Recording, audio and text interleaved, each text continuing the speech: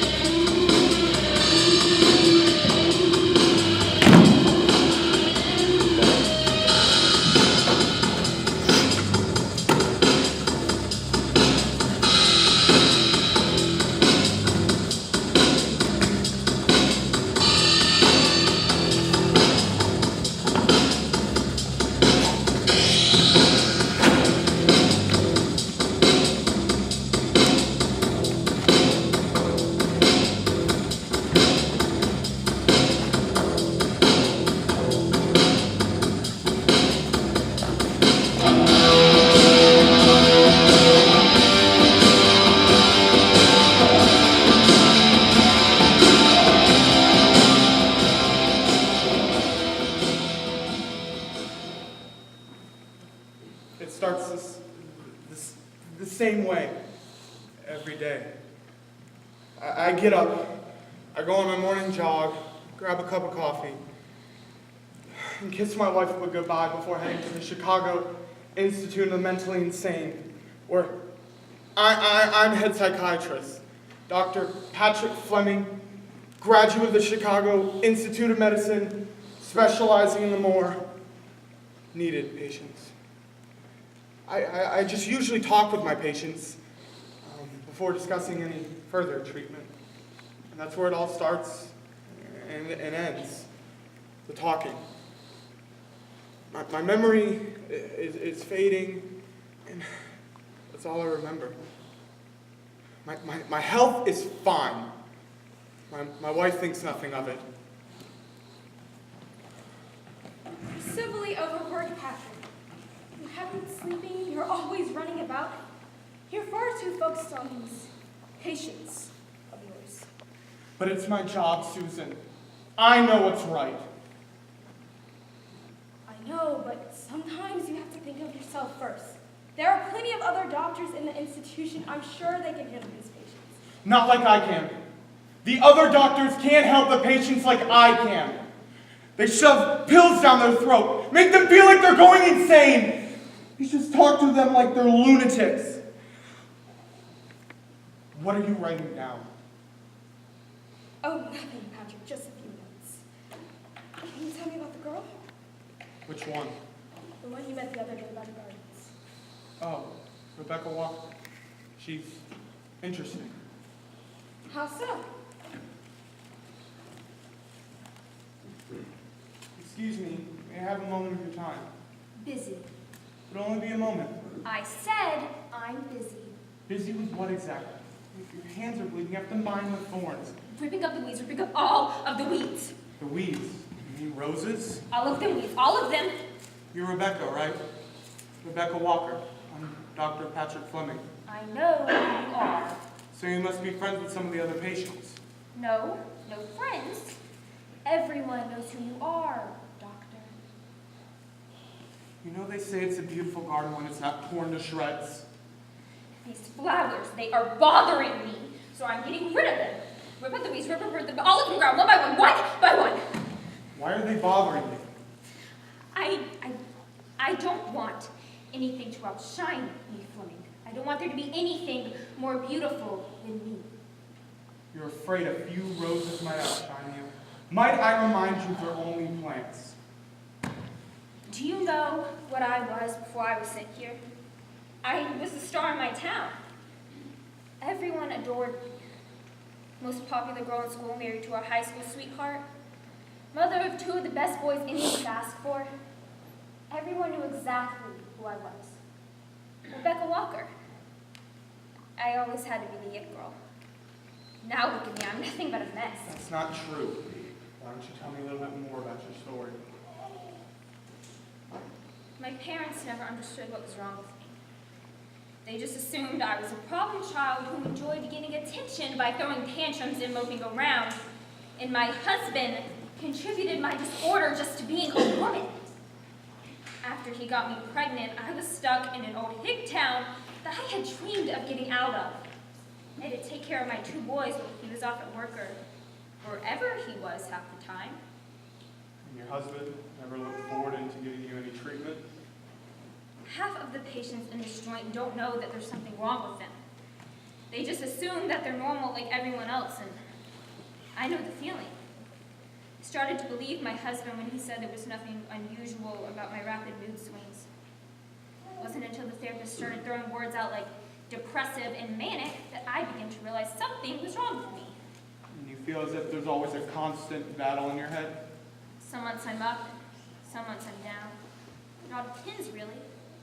The drugs always seem to help. Like, they really helped. Seemed to be the only thing that's holding me together. Typically, addiction is the hardest mental illness to overcome. Again, tell me something I don't know. Despite my constant depression or jitteriness, I always found myself reaching for that tiny bottle in the back of my medicine cabinet. It felt like my anchor, something I couldn't let go of. The addiction got so bad that I would disappear for hours on end, leaving my sons and husband wondering where I was. During my depressive episodes, I wouldn't eat for days and would never leave my bed, or during my manic episodes, I felt like I could run for 20 miles and not get tired because I was so full of energy. All of that combined with addiction was a dangerous combination. And what happened next? Some hikers found me passed out in the woods where I wandered off one evening. They said I was so out of it, I couldn't even remember my name. But they recognized me and called my husband immediately, and he locked me up here the next day. And do you resent your husband for this? Of course I do. Why wouldn't I? That idiot took everything away from me. My youth, my beauty, my star quality, everything, and I am stuck in this place for the rest of my life.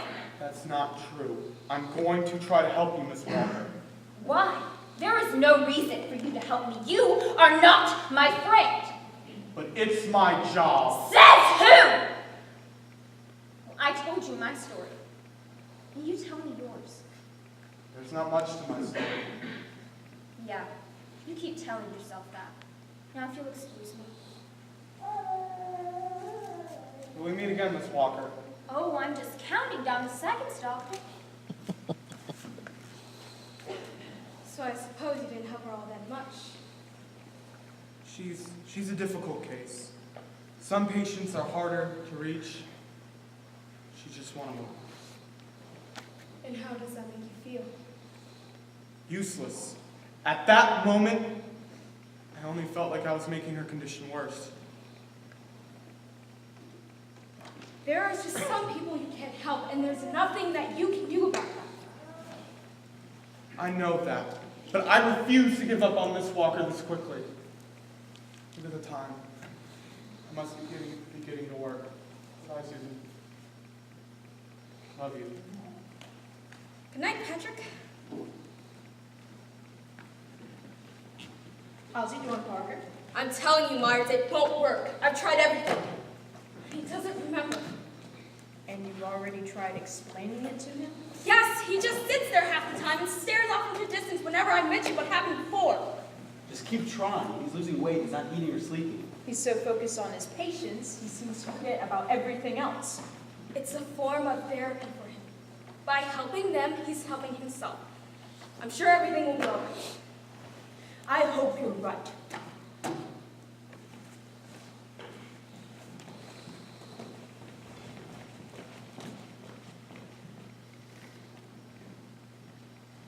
have to them. I have to keep helping them. I have to keep helping them.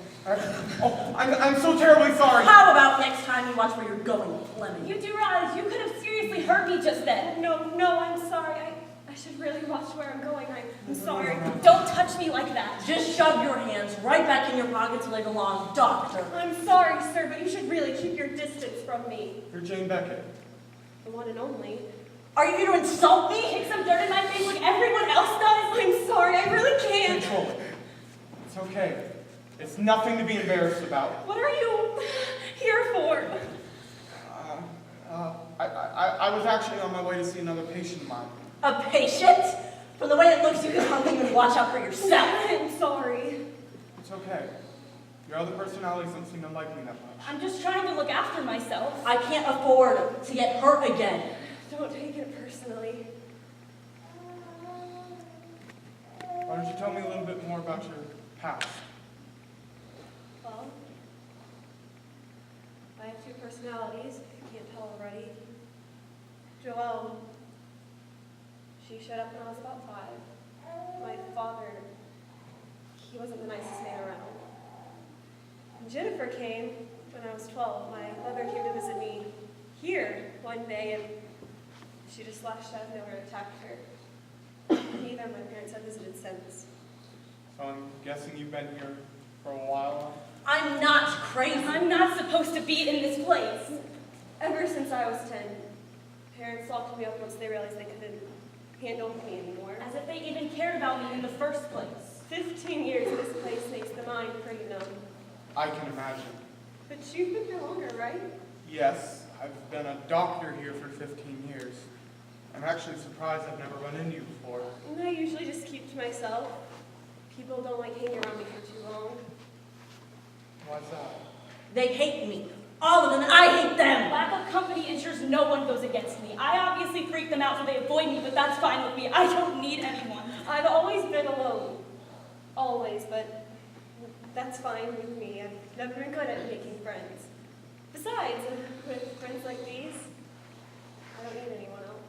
Well, perhaps maybe we can be friends, Miss Beckett. That's not a good idea. Why not? I'm too dangerous for you. The other patients will avoid you if they see me around. That's very kind, doctor, but I'm going to have to decline. I'm sorry. No, Jane, I really do think I can help you. You really want to be friends? Don't trust him, he'll use you. I do. I'd like that, Patrick. I don't remember telling you my name. Well, you're not exactly a secret around here, doctor. Oh, how sweet. I guess opposites attract. Or should I say, opposite to opposite to opposite. Look who decided to grace us with her presence. Have you done enough sulking in your room for one night? Ladies, enough! Miss Wilson, I'm just on my way to speak with you. Here I am. Jane, I'll speak with you later. Of course, doctor. So, how have you been feeling, Emily? Ever better. Eating well? Yes? Getting enough sleep? Skip the small talk. Ask me what you really want to know. Well, I guess I want to know more about you, Miss Beckett. No, there is nothing you can tell me. Nothing. I know it's hard here sometimes. Hell, even I feel like it's a prison. But I feel like the best way you can get over that is talking it out with a friend. Well, that's easy for you to say, isn't it? You get full reign of this place. You get to go anywhere you'd like with no repercussions. The doctors respect you. Some of them even like you. You get so much freedom, doctor. Meanwhile, I'm stuck in here with no one. I can't even see my baby. My poor baby. What happened to your baby, Emily? My husband and I got married at 18. Neither of us knew what we were doing, but we loved each other, so nothing else really mattered. He and I tried to have a baby for years. We even considered adopting at one point. I wanted a baby more than anything in this world, just to be able to hold my child, to make a life with her and my husband. I thought we were going to be one big happy family. I still remember my husband's face when I told him I was pregnant. We're gonna be a family, baby. We're finally gonna be a family. Finally. And he'd give me that smile of his, and I finally felt complete. And what happened next? It was like a dream. We planned my baby shower. had all of our friends over to celebrate. I gave birth on August 9th to the most beautiful baby girl I'd ever seen in my life. My husband and I were thrilled, and I thought I was going to be so happy for the rest of my days, but all I felt was emptiness. I never understood why. I got everything I always wanted. Why am I so sad all the time? Postpartum depression is common in mothers. That's no reason for you to be locked up in here. You didn't let me finish. There were days when I'd hold my baby girl in my arms and I'd feel no sense of love or gratitude towards her. I couldn't stand the sight of her half the time. I only hold her once a day. Daytime snoozes turned into naps. Naps turned into longer sections of sleep that lasted for hours. I wouldn't eat, ignored my husband and my daughter. I lost so much weight. I was reduced to a shell of the woman I was before. And your baby girl, what happened to her? One day, a Sunday, I think, I was holding her in my arms, just walking around the house. I knew I loved her, and I was trying to overcome the feelings of dread that came every time I looked down at her. I held her close, holding her over the banister on the second floor of the house. She just laid in my arms, looking up at me as I imagined how easy it would be to just let her slip right out of my arms. The drop was at least 10 feet. It would have been so easy, so quick. Just when I was about to do it, my husband raced over and wrestled the baby out of my arms. He held her and screamed at me, "What are you doing, Emily? Don't you realize what you could have done to us, to our baby?" And I screamed back at him, "Don't you realize that I hate her? I can't stand the sight of her anymore. I just want her out of our lives." That's not true. I did. I ruined our family. You didn't. Your baby girl is still out there. Your husband is still He'll out never there. speak to me again. I won't ever see her again. My husband had me institutionalized immediately afterward. I haven't seen him or her since. I know in your heart that you love your baby girl. You just haven't been able to pull yourself out of this void, this darkness that you've been living in for years. Your baby girl's name, what was it? Hope. And that's exactly what I lost. I lost my hope. I think I can help you. Don't touch me. Stop acting like you're everyone's friend.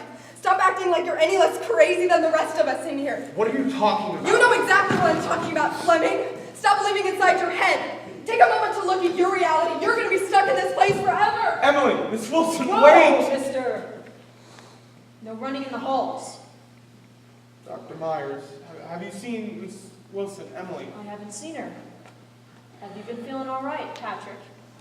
I've been better, Doctor. The patients today have been extremely difficult. I can imagine.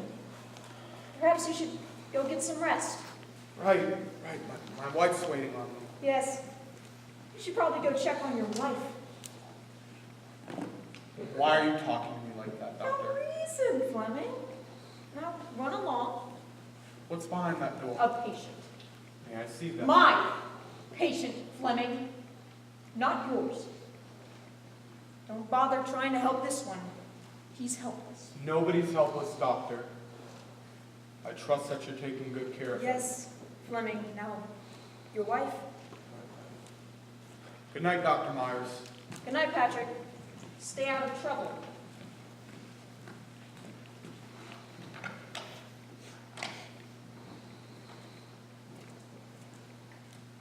Hi, Patrick. How was your day? Fine. Okay, care to elaborate? Do you think I'm crazy? No, I don't think you're crazy. Who said that you were? My patients today, they never outright came out and say it, but every time they looked in my eyes, they saw some madman, some lunatic. You're not crazy, Patrick. When you spend so much time with these patients, you begin to think like them.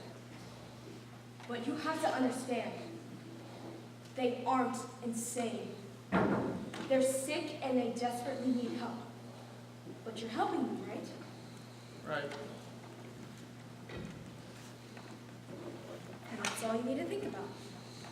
You're helping them. I'm helping them. I'm helping them. Why? Why do I feel this way? Why do I feel like my mind is going blank and the air in my lungs is vanishing? Every time I speak to my patients, all I see is orange and red lights. But I have to keep working. I have to keep helping them. It's the only way. I have to keep helping them. I have to keep helping. Dr. Myers, what are you doing to this boy? What are you doing here, Fleming? I told you to go home. I did go home. You were here not 10 minutes ago. God, stay still, you maniac. He's not a maniac. He's sick. Let go of the boy, Avery. Do not lay your hands on me, Fleming. You may think that the rules don't apply to you here, but Well, what rules? Might I remind you, I'm head psychiatrist of this institution, and you will do as I say. Get your hands off of this boy. right. We forgot. You're in charge here. Have fun with this one. Leave.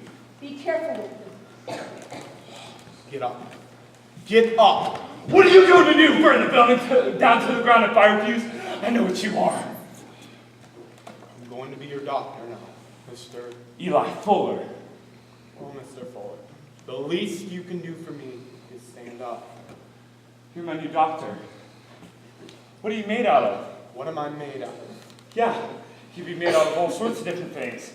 Metal, plastic, silver. Everyone seems to be made out of something different. Well, I'm human, so I guess I'm made out of flesh and blood. No. You're not human. Nobody's human except me. I'm human. Very, very human. Stay back! Stay away from me! I know what you are. Eli, I don't want to hurt you. I just want to talk. You're one of them. One of what? The imposters. They've taken everyone I've ever known. Everyone I've ever loved! Have you ever met me before, Eli? No, I don't think so. Okay. Can we speak now? Since you know I'm not an imposter. Talk, yeah. Speak, talk, let's talk, yeah. You sound rather hectic. Everything all right? Yeah, I'm just always on the lookout, that's all. Always on the lookout for imposters. Always on alert. You wouldn't believe it. They're everywhere. They've taken everyone I've ever known. Everyone that I've ever loved. Tell me about some of the loved ones that they've taken. Well, Dad was the first to go. Then Mom. Then my brother. And my sister. And all my friends, all of them gone. Where did they go? Been trying to figure that out lately. Maybe they've been taken someplace far, far away. Or maybe they've been killed.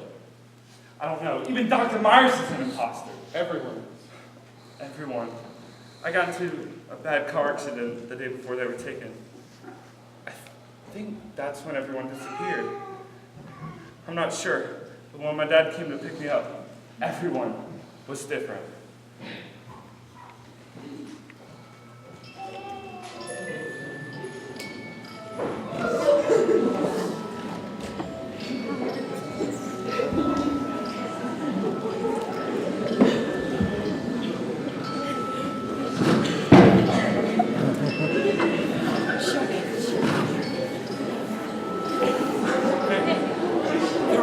They were all different. My dad came to get me and check on me and see if I was all right, but it wasn't my dad. It was someone else. Everything all right, son? Who are you? Stop playing games, Eli. Get off me! What are you doing? Why are you touching me? Is everything all right? You're acting strange. Where's my dad? What have you done with my dad? Where is everybody? What have you done with everyone? Where is everybody? Where is everyone? What have you done with them? What have you done with everybody? What have you done with everybody? They had to hold me back from attacking the imposter father. So they locked me in a room, and then my mom came. She seemed so concerned, but it wasn't my mom. It was someone else. They were all different! They were all different! They were all different! They were all different! They were all different. They were all different. They were all different. They were all different. They were all different. And it hasn't been the same since. Eli, I think I know what's wrong with you. What's wrong with me? You have Capgras delusion. Do you know what that is? It's when people you meet the first time are not the same people you meet again. They're imposters. Eli, do you know where you are? This is the place where all the imposters keep people. No. This is a mental institution. The doctors here want to help you, not hurt you. This is a mental institution? Yes, Eli. Your parents put you here to receive treatment. No, Fleming, you're wrong! You're not real! My parents are real! I'm not crazy! I'm not crazy! You're not crazy, Eli, you're sick! Get out of my room! Get out of my room, Fleming, or I swear I'm going to kill you! I swear, Fleming, I'm going to kill you! I'm going to kill you! Ah!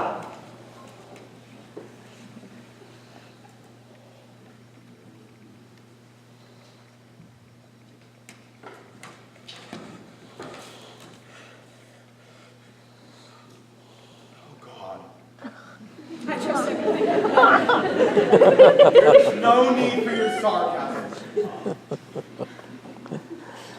Did he attack you? Yes, he did. Yeah, he tends to do that. You know, none of this would have happened if you had just followed my advice, but no, you had to be everyone's handy helper friend, didn't you? Sorry, I'm the only one here that does my job. I enjoy talking to my patients, doctor, unlike you who just enjoys shoving pills down their throat. If Mr. Fuller had taken the medication like I asked, none of this would have happened. I highly doubt that. Might I remind you, we've been hired here to help Dr. Myers, a word you clearly know nothing about. Do not test me, Fleming. Listen, our apologies to both you and the crazy lunatic, I mean Mr. Fuller. Good. I promise it won't happen again. I'll have a further conversation with him tomorrow to discuss further treatment. Well, look at that, problem solved. Now, you should really head back to your room. My room? Your house. She meant to say your house. Well, I still have some things I have to done for tonight. It's midnight, all the patients are asleep. She's not. Fleming, I really don't think that's a good idea. And why not? That's the schizophrenic. She doesn't enjoy talking. Well, we'll have to change it. No, Fleming! Hi. Dr. Patrick Fleming. Wow. I must be pretty popular here then. Might I ask what you're doing? Lie about your name. No one can be trusted. Can't be trusted. He's the government. Spy. Are you the government? No. I'm not. My name is Mary Grace Malcolm. Mary Grace Mount. Very beautiful name. He lies. No, it's not. You interrupted my meal. Oh, my apologies. I didn't mean to interrupt your midnight snack. Midnight snack. We can only eat at midnight. Too many people. I can only eat at midnight. There's nobody around. No one around, all alone. Nobody can interrupt me, except you, I guess, considering you just did. Might I ask what you were writing down here? Why do you want to know? Liar. Thief. Don't trust him, Mary Grace. Just curious, I suppose. Can I trust you? Yes, trust me. Remember, I'm not the government. Don't do it. Don't trust him. I don't think I can. What's wrong? Why don't you tell me a little bit more about your family? My family? Our family? What's there to know about our family? Well, there's my dad and my mom. Never around. Always ignored. And there's my sister. Haven't seen her. Long gone. I haven't seen her in a while. Where did she go? She hated us. Called us crazy. She ran off. She ran off. Where did she go? With the boyfriend. Or the cult leader. Was it the Or boyfriend? the cult leader. Both, I think. Both? Yes, both. Both of what? The cult. His cult. Her cult. Yes. Her boyfriend. Your sister was in a cult? I wouldn't know. Why wouldn't you know? Because she ran off. She ran off. And died. She's dead. Your sister's dead. Yes, 2 months ago. Long gone. Suicide. That's interesting. And she called us the crazy ones. You trust me to tell me about your family. Why don't you tell me what you were writing down? I suppose you seem trustworthy. This is a map of the institution. The red X's mark where they all are. All of them. Every single one of them. What's they? The wires, where the government listens in on your conversation. They tried to put a tracking device in me, Long ago, back when we first got here. but I was able to claw it out. You clawed a tracking device out of your body? Yes, right out of my stomach. Very painful, excruciating. It took them hours to sew us back up. But I was so thrilled afterwards. Most exhilarating experience of my life, knowing I can finally fight back against them.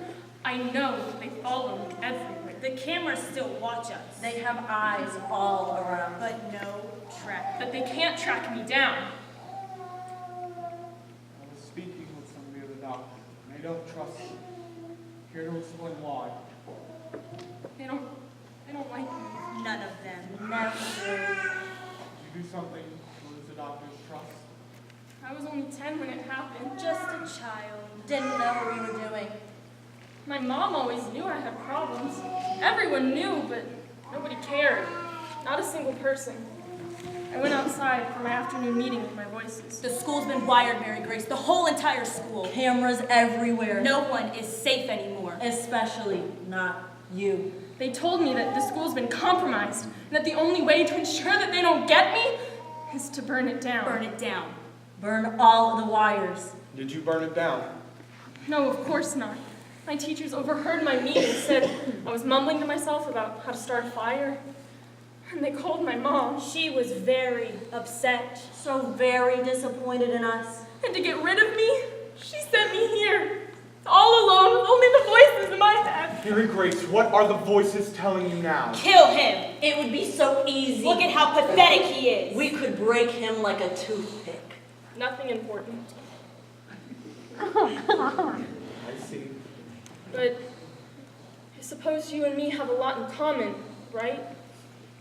What do you mean we have a lot in common? The burning building, that's why you're in here? No. What are you talking about? You burned the building down. Burned it down. Down, down to the ground. With your wife inside?